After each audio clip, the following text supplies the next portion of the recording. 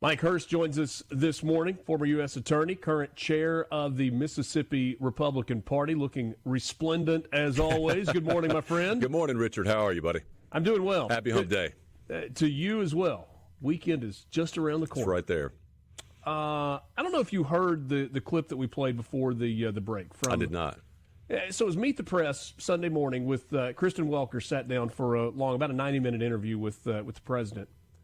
And I played about a 4-minute clip from that, which is longer than we normally play. But I thought there was some really interesting stuff.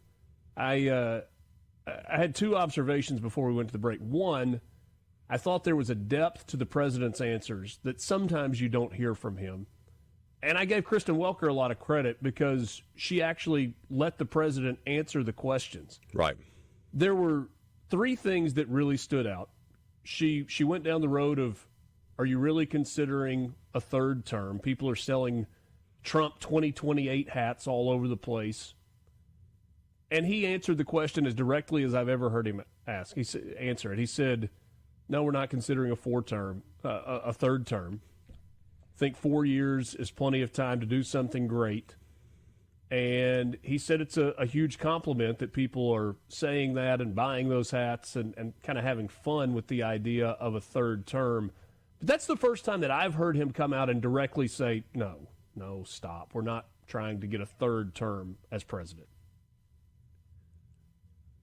Is there a question there, Richard? Well, just a general thought. I mean, because people have thrown this out and they've talked about constitutional amendments, but right. He went a little farther and talked about that he believes a two-party system is good because it challenges you and it keeps you in check. And there's a reason that we hold presidents to two terms. Right. Well, I mean, the first thing that comes to mind is we have a sitting president who sat with an interviewer for 90 minutes on national television compared to our last president. And the media cover-up and the administration cover-up of the last president not being able to get in front of a camera. That's number one.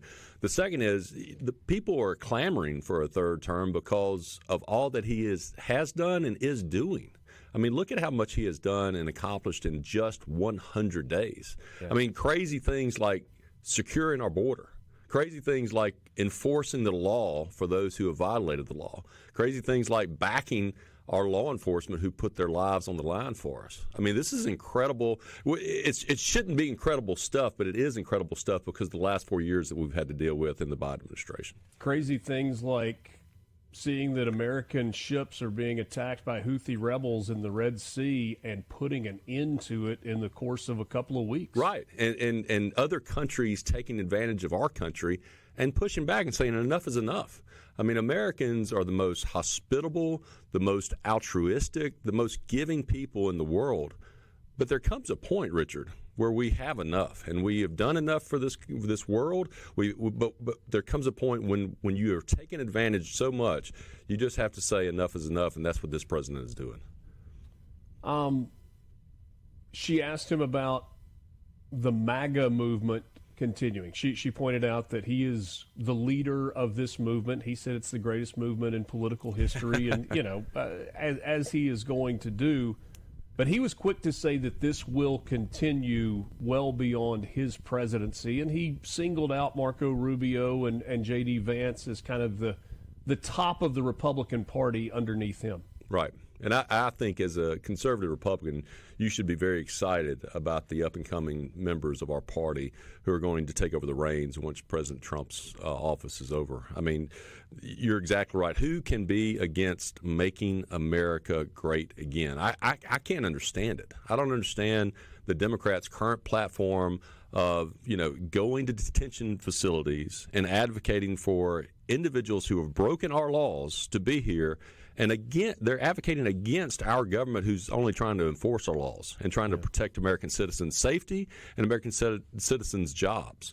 And so this Democratic Party and the things they push for, whether it be abortion, whether it be, the pro-Hamas and pro-Palestinian protesters who are victimizing and demonizing individuals for their ethnicity, their background. I mean, this is exactly what This is exactly what America was built on, which is we are a colorblind society. Everyone who comes to this country has an opportunity, and I can't understand anyone who would be against that principle. And it really, it's kind of a crazy dynamic. Some of the things that Donald Trump's administration is for are things that in the past Democrats have argued for and are now arguing against. Right. It feels like simply because they're Donald Trump's ideas. That's exactly right. You can go back and look at the statements made on tariffs from people like President Obama, former Secretary of State Clinton. All these Democrats who have stated these things. But if Donald Trump says it, then all of a sudden it is the anti-gospel. It is heresy. Because this man is advocating a position that before they had agreed with, but now they're against. And he brought up the point that he said, I don't know where the Democrats go from here. We've seen AOC. He talked about Bernie. It really was interesting. He said Joe Biden was the worst thing ever for old people because he was cognitively declining. Doesn't mean that all old people. He said Bernie Sanders is still sharp. He said, but he's 87. And then you have folks like AOC, who obviously is radical. And then he mentioned Crockett, the representative from Texas. Who was just in Mississippi last week. Good. For a commencement ceremony at Tougaloo College, a great college here in our state. But this is the same woman who said it's not a crime to be here in this country illegally. Put those two things together right there. It's not a crime to be in this country legally. I would point out to the good Congresswoman from Texas that she should look up Title 8, United States Code, Section 1325, which when I was a federal prosecutor, we prosecuted individuals not only for illegal reentry, which is Section 1326, but also illegal entry into this country, which is a misdemeanor at first and a felony after a second conviction. So it is a crime to come to this country. And if Democrats continue to push this narrative that, you can break our laws and there are no consequences, I hope they do continue to push that narrative because I think that's only good for us as Republicans. We will, after the break, get into the massive arrest and fentanyl seizure that the Department of Justice announced yesterday. But before we do that, this was even more local. Last week of April, Border Patrol agents, Operation Magnolia, kind of a joint task force working on this. Nearly 50 undocumented immigrants apprehended, drugs, guns, cash in Mississippi. Talk to us about what you're seeing in our home state in terms of not only catching but prosecuting and trying to get rid of not just those who are here illegally, but those who are really a drain or a dredge on society and are here illegally in our state. Yeah, or passing through. Well, and that's a big thing, passing through. We have huge corridors connecting the East Coast to the border, whether it be I-10, I-20, 55, 59. We are a major thoroughfare for these drug cartels to traffic their poison from Mexico and other countries up the East Coast. And so we saw that. I saw that when I was an assistant U.S. attorney. I saw that when I was U.S. attorney. Mm-hmm. And so I think you'll see more busts now that we have an administration who's intent on actually enforcing our laws. You'll see more busts along those major corridors. And frankly, you'll see more busts, I think, in the back roads because these drug cartels are smart. They realize real quickly that the interstates might not be the best way, and they'll start going the back roads. So, I would just ask your audience to say prayers for our sheriffs, our deputies, our local small town police departments, because I'm afraid they're going to see an uptick in more traffic through their communities as these drug cartels try to avoid the major thoroughfares. Well, along those lines, years ago, the U.S. Attorney's Office in North Mississippi led a joint agency raid. I think it happened in Clarksdale. And, we know about drugs that are coming down I-55, making their way into the Delta and other parts of Mississippi. Is that what you're talking about? Yeah, absolutely. It's from New Orleans up to Chicago, and then you have all the way from Mexico to Atlanta up the eastern seaboard. And this goes all the way back. When I was U.S. Attorney, we had a major bust in the coast that led us all the way back to China. Wow. Tentacles run deep. There's no question about that. Along those lines, the Sinaloa cartel perhaps crippled by an announcement that came yesterday from the Department of Justice led by now Pam Bondi. We'll talk with Mike Hurst about that coming up next. It's Mornings with Richard Cross on SuperTalk, Mississippi. Mayor Andrew Pearson from Woodville, Mississippi, great Woodville, Mississippi, in southwest Mississippi, says, can you please include Highway 61 for drug trafficking enforcement from the Louisiana state line through my hometown of Woodville and onward to the north? Yeah, Mayor Pearson, we were kind of talking about the major thoroughfares, but the fact of the matter is, Mike Hurst visiting with me, chair of the Mississippi Republican Party, is it's not isolated to just big major thoroughfares. Unfortunately, much of the drug trafficking is everywhere. That's right. And sadly, when I was U.S. Attorney, we saw the human traffickers doing the same thing, whereas normally they set up in major metropolitan areas because of the population and the opportunities they have. But what they would do is hide out in our rural areas. And a lot of our rural counties and rural small towns would experience human traffickers in their backyard, which it's hard to even believe, Richard. But we know in law enforcement that we saw it firsthand, and we made those arrests, and we got those folks out of our communities. I want to let you address this. Message that we got. SCOTUS has confirmed, Supreme Court has confirmed, that it's not illegal to be in the United States, not the same as the act of crossing the border. The law needs to be implemented to change remain in country legality. Yeah, I'm not prepared to address Supreme Court precedent without having prepared. I will tell you, if you look up, as I mentioned, if you look up United States Code, the illegality is entry into our country illegally. And that's the whole issue of why it's so important that we as a country secure our borders so that people cannot illegally enter our country. Yeah, it's hard for me to wrap my mind around, okay, it's illegal for you to come in, but once you're here, then you're good to go. Yeah, that doesn't make sense to me. I mean, that's the whole incentive. That was the Biden administration incentivizing illegal immigration by allowing those who, if you get here illegally, you are allowed to stay until it works its way through the judicial system. And you know, President Trump did this in his first term. He's trying to do this in his second term.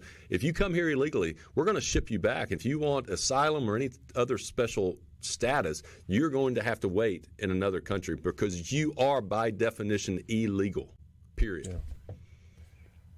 We got the press release yesterday from the Justice Department, and the headline is, largest fentanyl bust in DEA history. Authorities seize over 400 kilograms of fentanyl in record-shattering operation. Right. I won't go through all the details, but I will tell you this. When we say multi-agency operation, Albuquerque, New Mexico, Salem, Oregon, Layton, Utah, Phoenix, Arizona, Las Vegas, Nevada, cash, guns, meth, fentanyl, heroin, cocaine.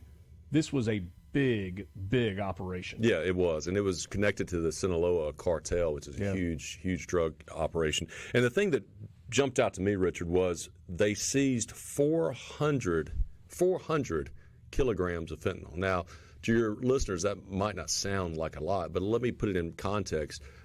2 milligrams, so 5 to 7 grains of salt, 2 milligrams of fentanyl can kill a person, which means 400 kilograms, if I did the math right, can kill approximately 200 million people. 200 million people. 400 kilograms is equal to 881 pounds. That's right. And so this is a huge thing, because if you look at the overdoses in this country, I think I saw statistics, 75% of drug overdoses in this country, maybe of young people, involve fentanyl. And with the number of overdoses continuing to rise and the fentanyl continuing to pour into our country, I mean, this was a huge win for the Department of Justice, and frankly, a huge win for us as a country and our people. You know, Mike, for all of the things that Democrats have pushed back on, and it's been basically everything that has come out of President Donald Trump's mouth since he was elected, I have not seen a lot of pushback on the designation of cartels as terrorist organizations. And that designation, I mean, that's one of those things that it made a headline when it was announced, but I don't know if people recognized what that did and what that gave the United States the power to do it really opened some doors for enforcement against the cartels by classifying them as a terrorist organization. Was that the right way to go about this from Donald Trump's perspective? Absolutely. I think that's a first step. I love what the Department of Justice has done with this program they call Operation Take Back America. And the three components to Operation Take Back America is the repel of the invasion of illegal immigration, the achieving of total elimination, Richard, of drug cartels and transnational criminal organizations, and finally protecting our communities from violent criminals. I mean, again, to your point, how can anyone, Democrat, Republican, green, purple, whatever, how can you be against those three things? And I think you're right. Designating those drug cartels, finally pushing back against drug cartels and designating them as terrorist organizations, I think is a very good first step in getting them off our streets. There appears to be a pretty good working relationship between Donald Trump and the president of Mexico. We know that drug cartels have gripped that country. And I feel like Mexico as a country and the Mexican people in particular sometimes get vilified because, like, as a whole, because of the bad actors. And we know there are a lot of bad actors. Is this administration sitting on go just waiting on word from the president of Mexico to come in and help the country of Mexico eradicate the cartels? I don't know the answer to that. Let me check my phone. I don't think the president's called me this morning asking me that one. But what I will tell you is, yes, I think we have to help the Mexican government get their country under control. You're exactly right. The Mexican people are good, hardworking, strong people, but the pressure that they're under with these cartels and the amount of power they have, the amount of force that they have, it is really wreaking havoc in the country of Mexico. And if you don't think that affects us, having a huge border with that country, I mean, you're dead wrong. And I feel like there are a lot of people that are more familiar with cartels and kind of the way they operate than they would have been years ago, thanks to Netflix and the Narcos series. I guess in some ways probably glorified cartel activity, but at the same time gave some historical understanding to how those have developed over time. Yeah, well, I will say this, having been in federal law enforcement for as long as I was, and you see the evil, I mean, just absolute pure evil that is committed by these individuals in cartels. They don't care if it's a human being. They don't care if it's a woman. They don't care if it's a child.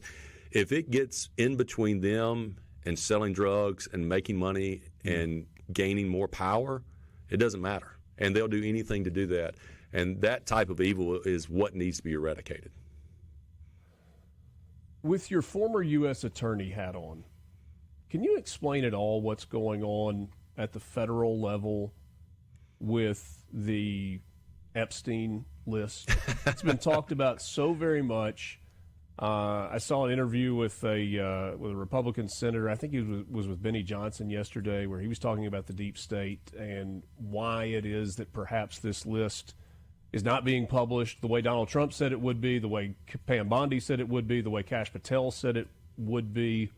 I mean, do you believe that list in its entirety will ever see the light of day? I think it will, actually. But Really? What I can say is right now, when you're still in the middle of prosecutions, you're still in the middle of investigations, I would be very hesitant, even though the public is clamoring for it and the juicy gossip columns want to see it. I would be very hesitant to release it right now just because I would not want to do anything that would interfere with those investigations and those prosecutions. And once you release that, I think you're going to have a hard time with defense counsel who are defending those individuals. I think you're going to have a hard time prosecuting those cases. So I wouldn't want to do anything that interferes with the administration of justice there. Is the deep state a real thing? Yes. Take me farther down that road. Well, I mean, look, as long as humans are involved in any type of entity, there's going to be mischief. That's just we're sinful creatures. And especially in government, where you have people who may not agree with whatever administration is in charge, you're going to have those individuals fighting back however they can with whatever enterprise and whatever resources they have. And so, yes, absolutely. You see, especially if you look back in Trump's first administration, you saw the slow rolling of his his programs, his initiatives that he was trying to implement. And unfortunately, I think you see that continuing into this administration. Now, we're only 100 days in. I mean, if you think about how much has been accomplished in 100 days, it's pretty incredible. But there's no doubt in my mind that there are individuals within the federal government who are actively trying to stop whatever the president is trying to do. So that's a nameless, faceless political apparatus. No, it's not nameless and faceless. I think more Elon Musk digs in. I think more Doge digs in. I think more that you see the government finding the waste and fraud and abuse, especially from the last administration. I think you'll start seeing faces and names come out. It's going to be interesting to see. So Absolutely. you don't buy into the idea that all of that evidence related to Epstein is being shredded in some dark room and burned and will never see the light of day? I don't know the answer to that. I can't say one way or the other, but what I'm hopeful of, maybe I'm naive, but what I'm hopeful of is that it's simply not being shared right now in order to protect the prosecutions.